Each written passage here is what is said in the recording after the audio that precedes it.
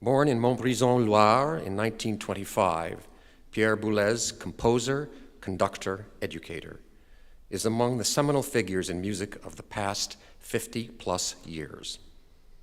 It is a distinct pleasure and an honor for me to present to you Maestro Pierre Boulez.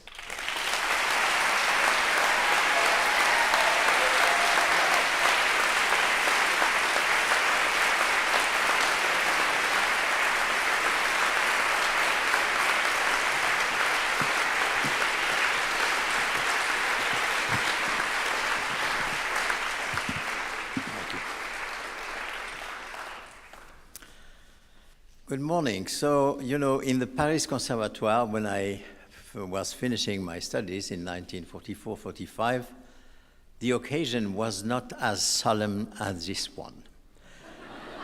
Not at all. The results of the exams were posted on a wall accordingly to the date of the exams, progressively during 1 month practically, and then you had to consult this wall to see if you passed or not. And then you were happy or less happy, but it was it.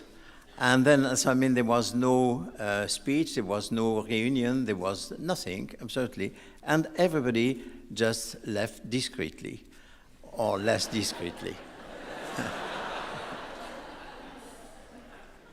But as the exams were in May, there was still all the month of June to go, because the holidays were beginning of July. And then it was the most interesting classes, because they were not related to any exam at all. It was free. And I remember my teacher, who was the composer, Olivier Messiaen, who was teaching harmony in this time. And, he was obliged to go through all the process of learning harmony, analyzing Schumann, Schubert, Mozart, and until Debussy, the maximum at this time. And then, after, when we had the exam, then he began to go to Stravinsky, to Bartók, and we were discovered that after the studies, and it was not the sin, but something which was not very familiar, not allowed, and therefore we were all very eager to attend these last classes.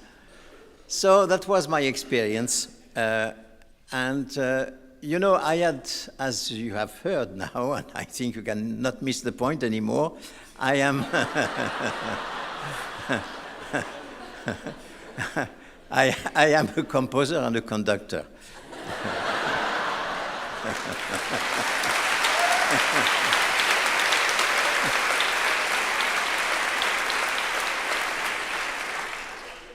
So, as a composer, I intended to be a composer. Therefore, I studied with Olivier Messiaen.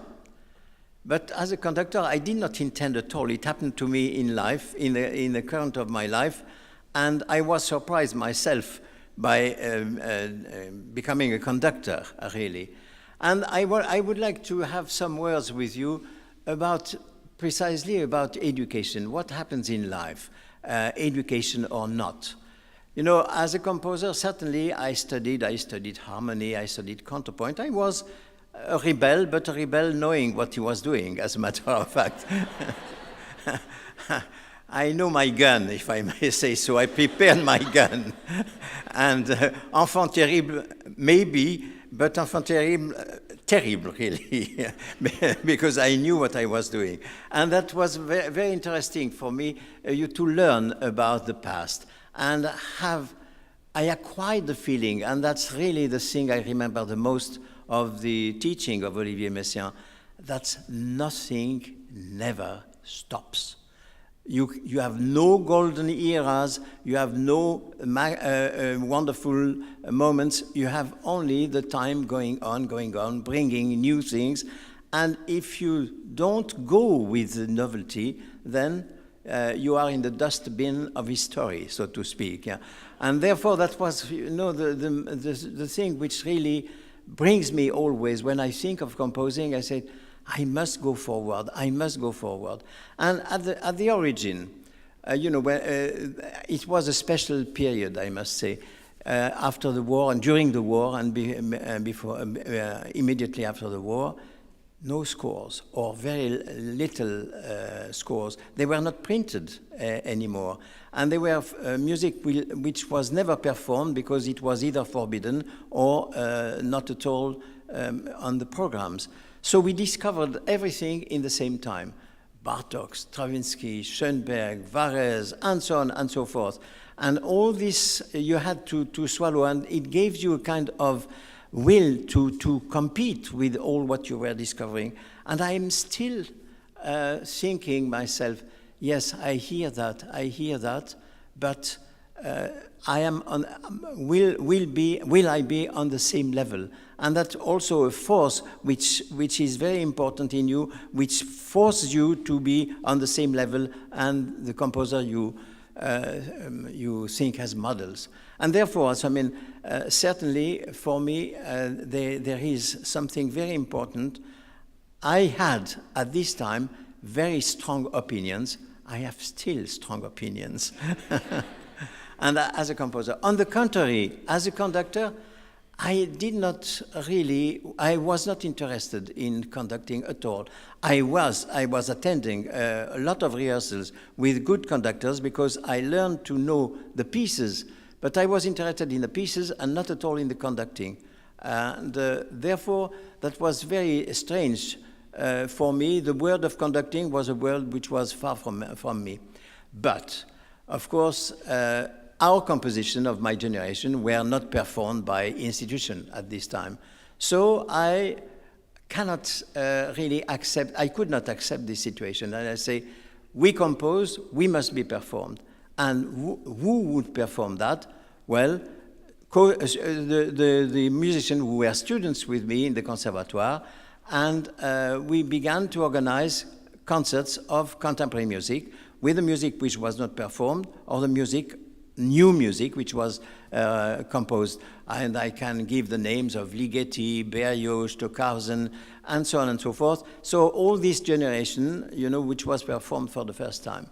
But, of course, generally, no money or very little money. So I did not cost anything to myself, so I began to conduct small groups. And that is how it began. And generally, I just give that. That's an anecdote, but that's that's always the case. It was the case between Bruno Walter and Leonard Bernstein, and it was on this on a smaller scale with me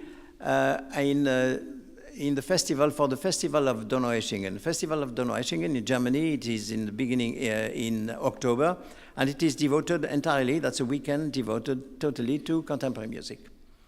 And the conductor, Hans Rosbaud, who was in charge of the festival, was suddenly sick.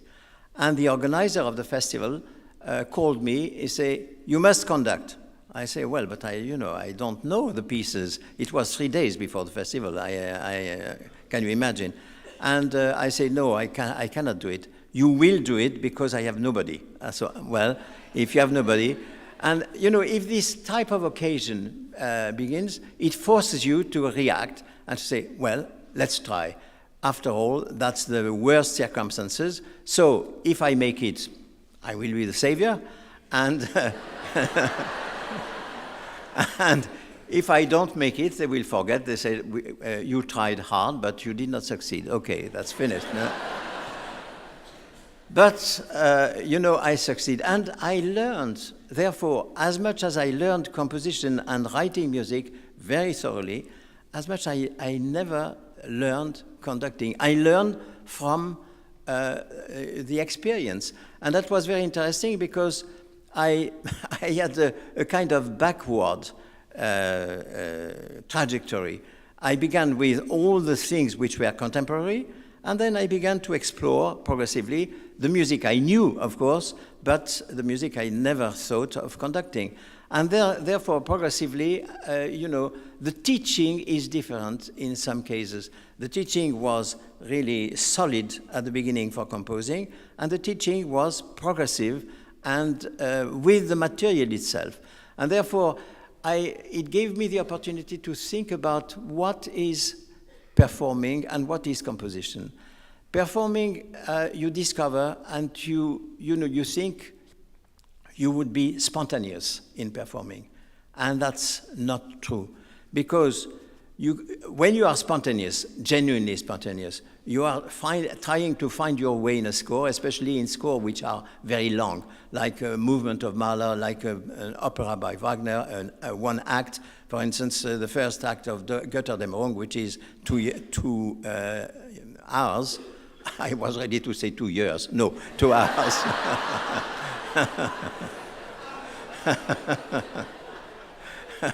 And then you have to orient yourself, and then, you cannot be spontaneous only like that. You must acquire the spontaneity, and you will see when you make the experience, you have now a little experience, but you will see the more you acquire experience, the more you will be spontaneous in the right sense of the word. So you know the thing, and you don't need to think each time. I remember the first time I conducted the Ring in Bayreuth, precisely. I was, the first year especially, I was saying, yes, here I must make a rallentando. Here I must go further. Here it should be soft. Here it should be louder. Here can I rest a little bit. Here I must give a lot of energy. And I was constantly thinking. And I could not be really very genuine. So, because it was exactly the contrary of what it should have been. And then progressively, when I have absorbed the score, I could describe. And I find finally that when you are performing, where you are aware of what has gone already before that and where you will go. And that's very interesting to acquire this spontaneity. And I'm sure that as performers, you will make this experience progressively. And as a composer, on the contrary, you have to also to accept, because you don't compose a piece, especially a long piece, you don't compose that in one day. But you have to have, on the contrary, a kind of view and a memory of things. The memory of what you have done, the memory of what you think you will do, because you are thinking ahead, and then progressively realizing. So that's, a kind of different approach. So you see, my experience of teaching is very different, certainly, of everybody else, but I suppose that everybody has to make this experience individually. And, you will find, certainly, that you will learn quite a lot after. The commencement is the French word for beginning. And that's the end of your studies, but that's the beginning of your life. And I remember I would like just to quote a very trivial quote, but I remember in Berio, in Luciano Berio's Sinfonia, when you have the singers who are in the same time speaking, and always in the third movement, especially, the movement should go on. And, there was many of the voice who seemed, keep going, the show must go on. And I suppose you have to also keep going, and the show will certainly go on. And I wish you good luck, because the show would go on with you and not without you. Thank you very much.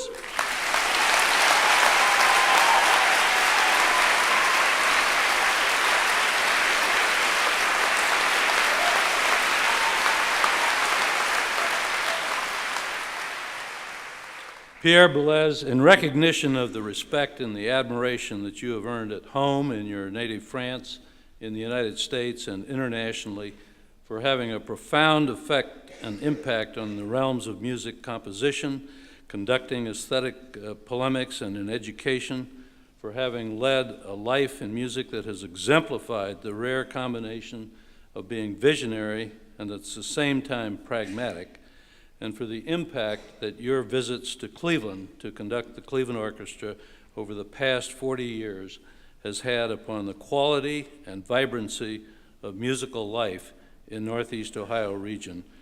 We consider it fitting and in accord with the purposes and ideals of the Cleveland Institute of Music to honor you on this 7th day of May in the year 2005.